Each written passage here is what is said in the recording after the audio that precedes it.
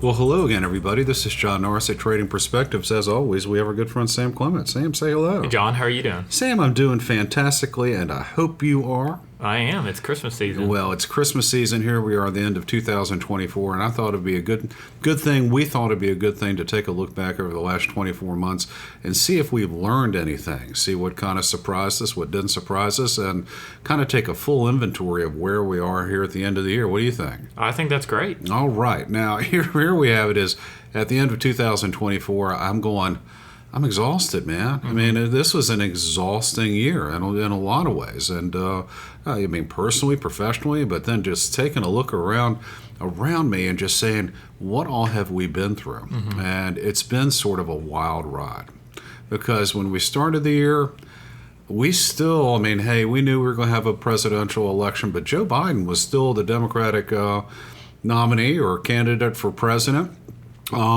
Everything looked like we were hitting on all cylinders in terms of the economy and what have you. And here we are at the end of the year, and it seems as though a brand new page has been turned in the book, the proverbial book. Economic data is still coming in pretty decent, pretty strong.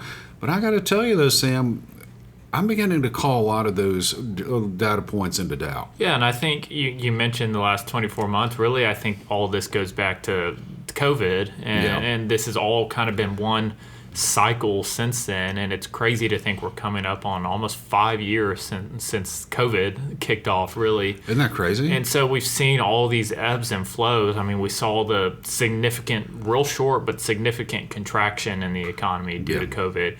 We saw the pretty robust expansion, and for several reasons, and the inflation that came after that. We've seen the conflicts in Ukraine. We've seen what's gone on in the Middle East. 22 was awful. 23 had the mini banking crisis that ended. The year ended up fine in the markets, all said and done. And then this year, so there's been so many more moving parts. At least it feels that way over this kind of mini economic cycle. Well, I agree with you on that. And what I'd like to do is get your opinion on several different sort of broad buckets of issues, and just see whether or not we're in agreement. See in terms of what surprised us or didn't surprise us. And I'm going to start off by I think it's kind of low-hanging fruit. What surprised you the most, or what did you learn the most about the remainder of the world in 2024? I guess this is kind of answering it, kind of not, but how much better off the U.S. did. Well, with USA, I think. We've seen this in a lot of G7 countries, and, we've talked about it when we're talking about investing in foreign markets versus the U.S., what have you, currencies, all this kind of stuff. It's a relative game, and the U.S. is winning that relative game, especially versus our developed peers. Well, I would agree with you on that, and I've told that to a number of different groups to whom I've spoken. Probably politically incorrect now. You have to be careful with whatever you say, which is something that has changed dramatically since COVID. It's in the land of the blind, the one-eyed man is king, and that's kind of how I would say the United States is kind of propped up right now. It's not necessarily that we have our entire house in order. It's just compared to everyone else. Yeah, we're doing a pretty good job. I would tell you, though, what has surprised me about 2024 is just the realization, kind of alluding to this, is realization just how far behind the remainder of the G7, and I would say the remainder of the so-called West, with some possible exceptions, maybe Oz or what have you, that the rest of them have fallen in terms of just relative growth and really prospects for growth moving forward. When I take a look really at the remainder of the world, I see a lack of real leadership, a lack of ingenuity in some ways. I mean, this is a broad brush. Very broad brush and stereotypical, and it's not fair to everyone. It's not, I get it. However, when taken just in aggregate, I just don't see any real threat, at least from the Western world, to American hegemony over geopolitical events, over the economy. Obviously, the U.S. is huge and much bigger than anything else. But I would take a look at the European Union. I take a look at the individual countries in the European Union. I take a look at what's going on in Canada, what's going on in South Korea, what's going on in Japan. And it's all basically the same story. Mm-hmm. It's a crisis of lack of confidence, a crisis of really, dare I say, lack of effective leadership. And we're starting to see a lot of those countries turn their back on, for lack of a better phrase, maybe the status, maybe the elite, sort of like what we're doing here in the United States. However, I don't think they're doing as much as perhaps we are in that regard. No, I think, to point to a couple examples, the UK got rid of... kicked Sunak out, and they said, all right, this is great. And then that lasted like a week before Starmer's polling was, I think, even worse than Sunak was before. The thing is, you got rid of Sunak and replaced him with Starmer, and it's the same person.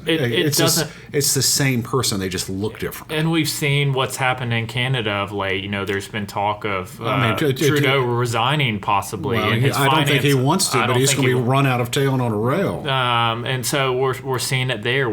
Schultz got essentially kicked out. Macron should have been kicked toothless. out. Whatever's going on with the Japanese prime minister right now, Seoul is...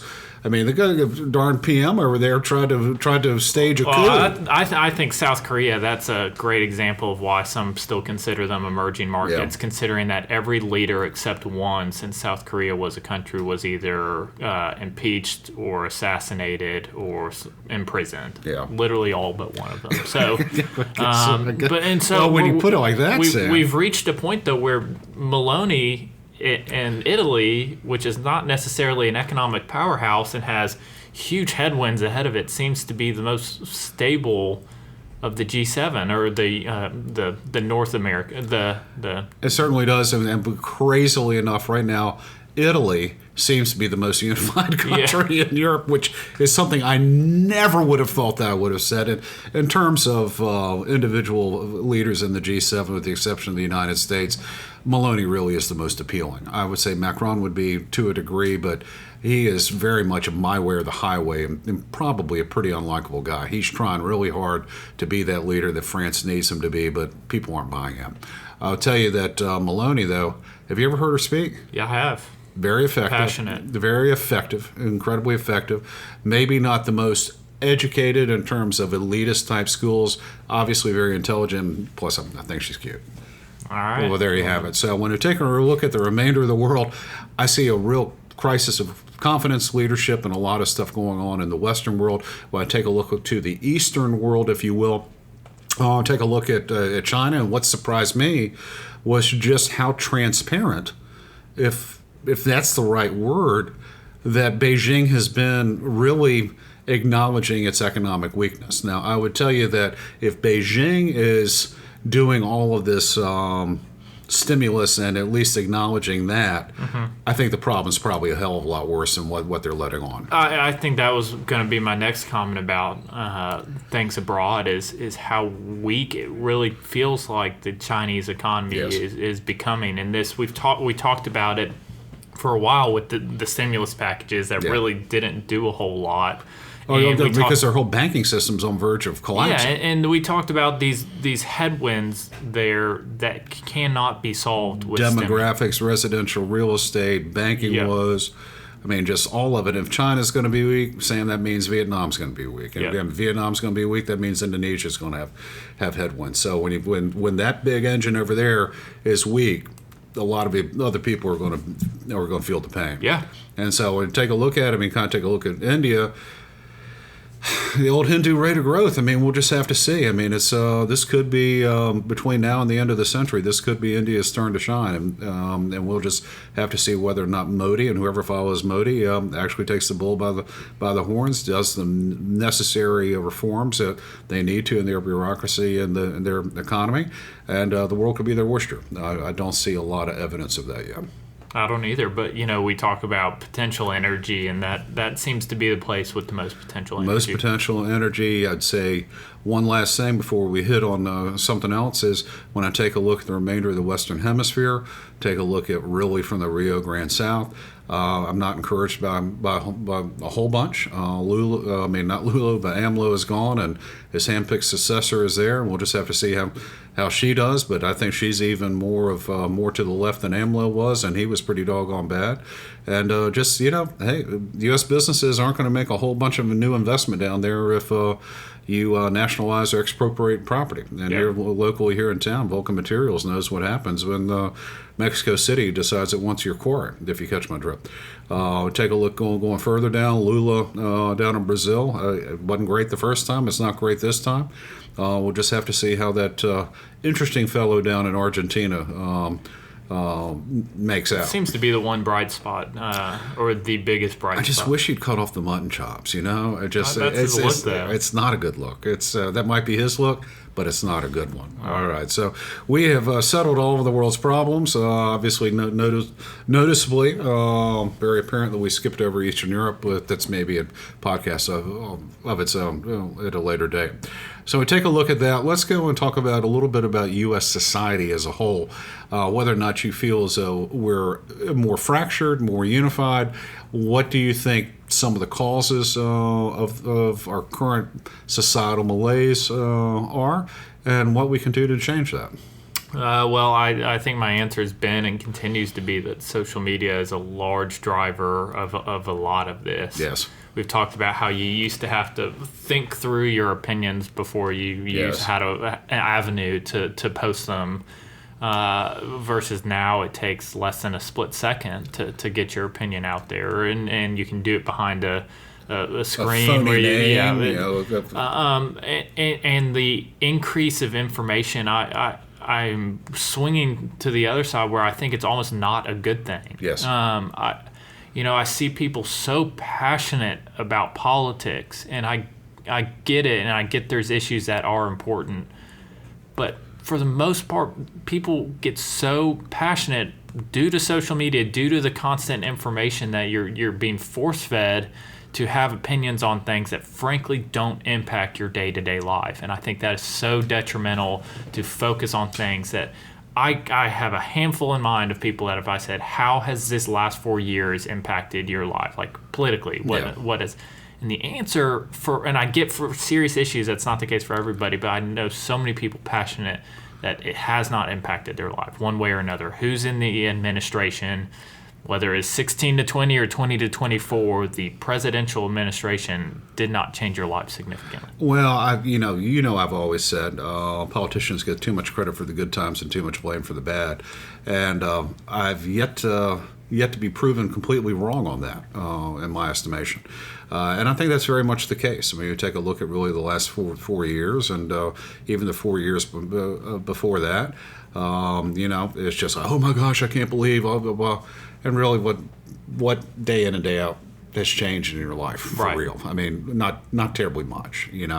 Washington, for all of its money and all of its power, doesn't really hold a lot of power on my day in and day out activities. And it seems like if you had to weight the importance of things that actually impacted your life versus the importance you put on them psychologically, those seem to be extremely skewed for most people. Without a doubt. And going back to your comment about social media, and I'm giving my thoughts about society just in general. Social media, I think, ultimately, while it's kind of fun at first, when you first get into it, is detrimental. It leads you to believe that people are living lifestyles or lives that are completely different and ordinarily better than yours. It allows people to go out there and have ridiculous thoughts on just about anything. It allows people who are trolls to go out there and just spew nonsense, and of which they don't believe, just in order to get people riled up and cause people to think that this is a little bit more prevalent than what it actually is. In the intentional skewing of information and facts. And, I think we've seen that in the medical industry, people coming out fear-mongering with things. And it's just all in all, like, I think there's benefits to it, in the sense that, yes, I know more about what's going on in Eastern Europe and the Middle East and quicker than I would in a traditional news outlet by being on social media.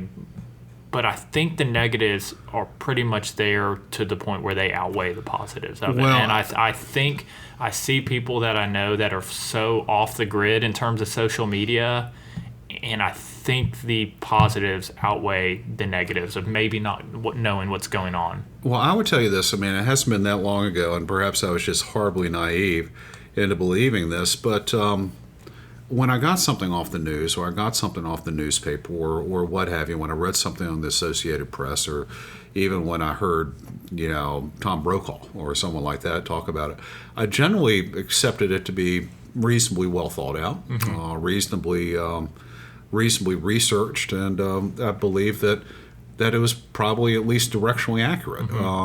Of course, you're going to have news outlets that have always had a bias in their op-eds and what have you. New York Times has always been left of center. We all know that. Wall Street Journal has typically been right of center.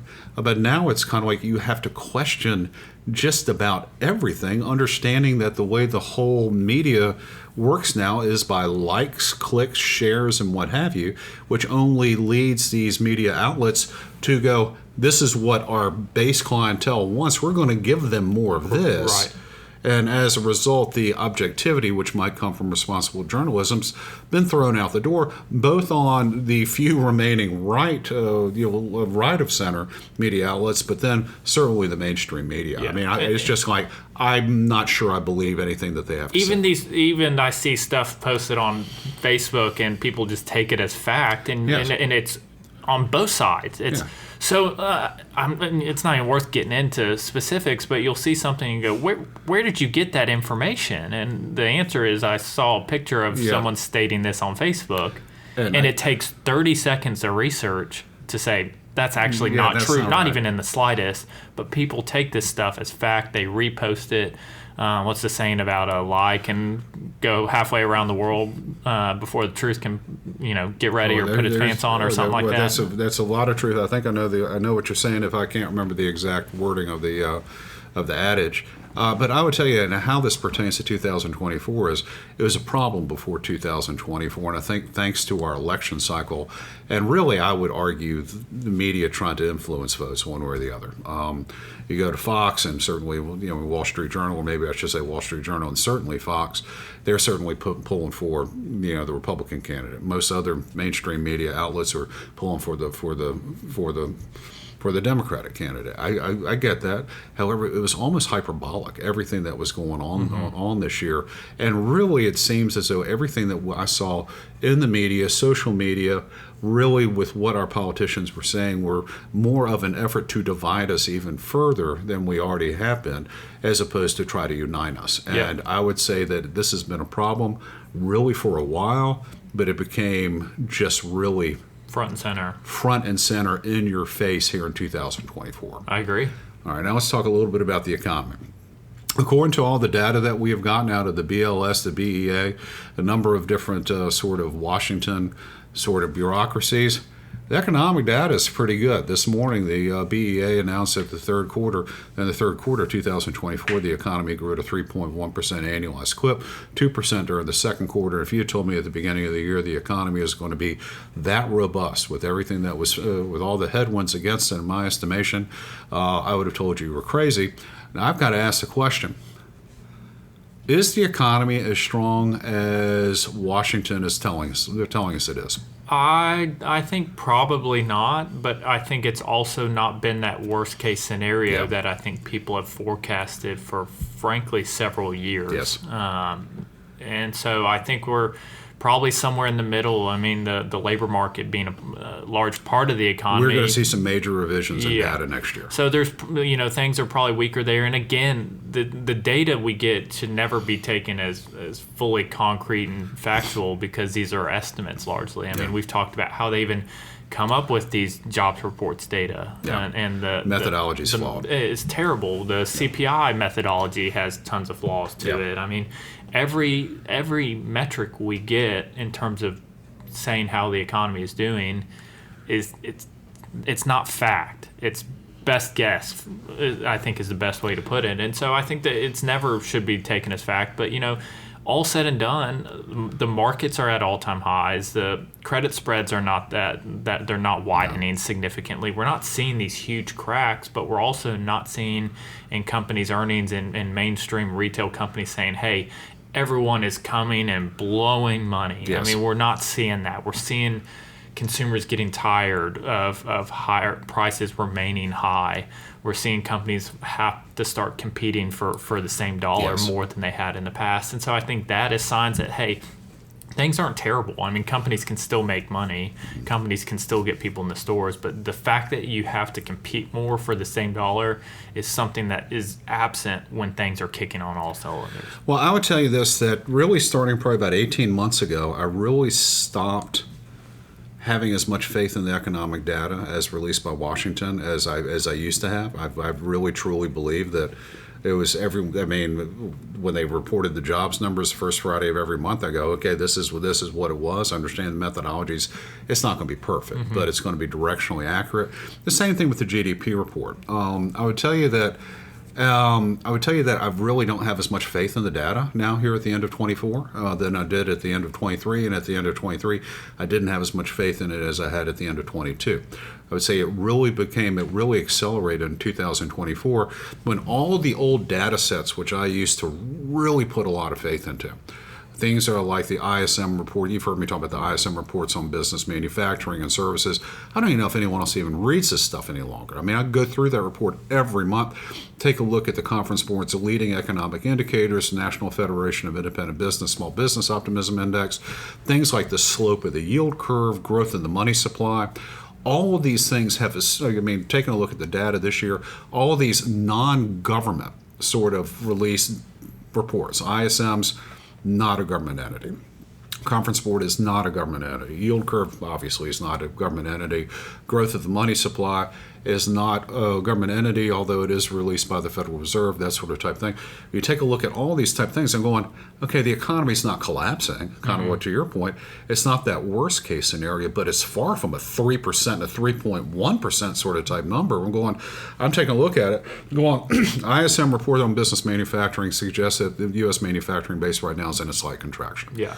Services are in a slight expansion. You add the two together, you're looking at an economy growing 2%. Yeah. 1.8, 2.2, around that type of stuff. Certainly not 3%, certainly not 3.1%. Take a look at all the various labor market reports. We're not shedding 300,000 jobs per month, clearly. But we're also not creating 200,000 jobs per month either. I'd say really kind of take a look at, juxtapose the establishment data with the household data. I'm going, very flat job growth. And then I would take a look at slope of the yield curve. We're now steepening, but it had been inverted for such a long period of time that has historically always slowed down the economy. Not this go around. Leading economic indicators negative for 29 out of the last 30 months. Yeah. Historically always been a good gauge for future economic activity. Not this go around. So all these correlations with all this stuff, it's just not as strong. So I would say what we're getting out of the BEA, the BLS is sort of that best case scenario. It's as far out to the right as we can be with our margin of error. And so we're being fed that. But it's not that doom and gloom that people who are alt-right and off the grid would have you believe either. I'm just saying it's a little bit slower than what we're being told, but it's not awful either. And a lot of this makes sense through the lens of we are more of a service economy than we are a manufacturing economy. I mean, we've talked about, I've mentioned how the leading economic indicators point to a lot of manufacturing and no services. There's no service indicator.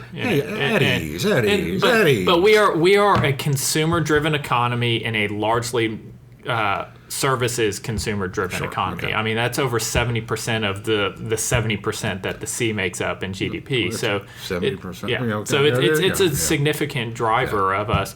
And that should have less of a cyclicality to it than a heavy manufacturing, a Chinese economy that is driven largely on manufacturing and exports. And so that should lead us to an economy. I mean, services doesn't really contract that often. We've had two major corrections in services in the last 70 years, 2008 and COVID. So that should lead us to, hey, even when services aren't as strong, the consumer is weakening a little bit, but this is something that tends to just continue to grow.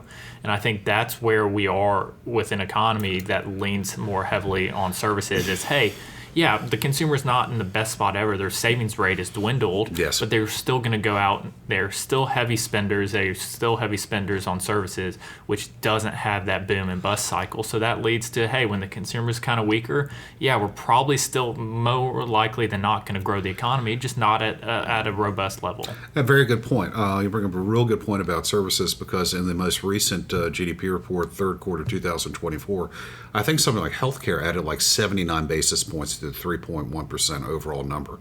And that's an enormous amount for healthcare. Would you consider healthcare an inelastic or an elastic good or service? I mean, it's largely inelastic. Yeah, I mean, without a doubt. I mean, you're sick, you go to the doctor. Yeah. So when I'm sitting there taking a look at a report going, hey, healthcare expenditures grew by added 80 basis points to the equation, I'm not slapping high fives around there, because that means that there's less money to be spent elsewhere. What was weird about this last report is we spent a lot more on inelastic services in the third quarter, and yet we spent a ton of money on elastic goods and services as well, according to the BEA. And the numbers elsewhere just don't suggest that the consumer was as strong as that. Yeah. And so when I take a look at all of it and kind of add it all up, take a look at just where the remainder of the world was in 2024, where we were as a society in 2024, and where the economy was in 2024, I come to one conclusion. I'm glad this year's coming to an end. I am too. Listen, our investors, our clients have had a great year in a lot of ways. We've made a lot of right calls in our investment strategies.